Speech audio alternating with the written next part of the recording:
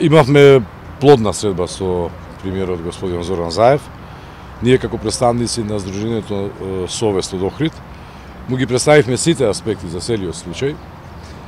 Наидовме на полно разбирање од страна на премиерот, но она што не радува, да кажам, од оваа средба е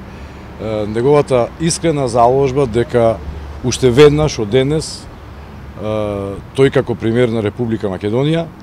ќе ги повика сите надлежни институции да постапат според законот, односно премиерот ни увери дека она што ние го баравме, а тоа е онаа позната жолта лента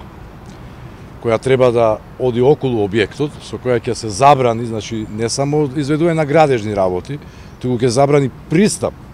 до објектот, да биде обезбеден ако треба и со асистенција на полицијата и да прекинат сите градежни активности околу Али Пашињата џамија. Премиерот не увери, повторно ќе кажам, дека тој уште веднаш во рамките на своите надлежности ќе побара од Министерство за транспорт и врски, од Државниот градежен инспекторат, веднаш да постапат според сите оние документи кои ги носеше Управата за заштита на културно наследство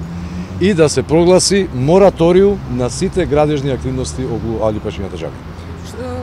Каков е вашиот став во однос на како дошло до оваа ситуација? Како дојде да мораите да се интервенира дури кај премиерот на државата за да се спречат некои нелегални работи?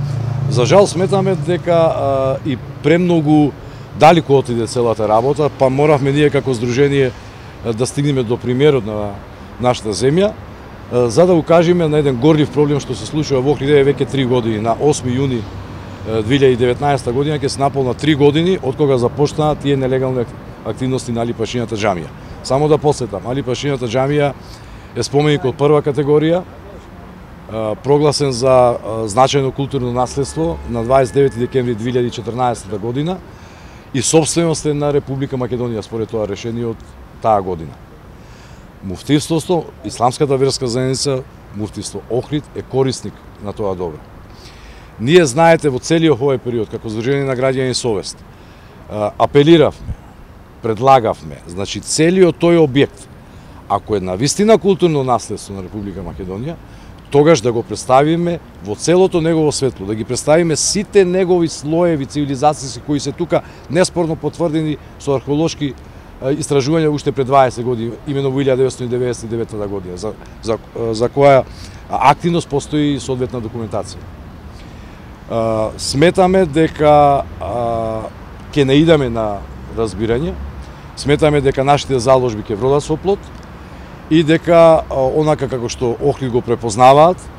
како лука на цивилизациите, како заштитен бренд на Република Македонија, познати во светот, дека ќе остане така, дека тој хармоничен живот на неговите граѓани со сите нивни различности што се ги носат ќе продолжи понатака, а нема една ваква активност, значи надвор од сите законски одредби, надвор ако сакате од здравата логика, да дозволиме да го наруши она што значи спокојно живење и хармонично живење на сите охриѓани. Премиерот не увери дека сега ќе има мораториум на градежните активности и во еден разговор и со Исламската верска заедница, односно представници нивни, и со сите релевантни институции. Значи тука е локалната самоуправа, тука се другите институции, Управата за заштита на културно наследство, ако сакате Министерството за култура и други релевантни институции и поединци кои се упатени во оваа работа, да изнајдеме решение. Она што Совест го нуди како решение е, повторно ќе кажам, значи целиот овој простор да биде своевиден центар на цивилизациите, каде што ќе се ослика секој слој, а минаре, простете, Совест уште на самиот почеток кажа дека на Охрид од сите можни аспекти таква градба не му треба.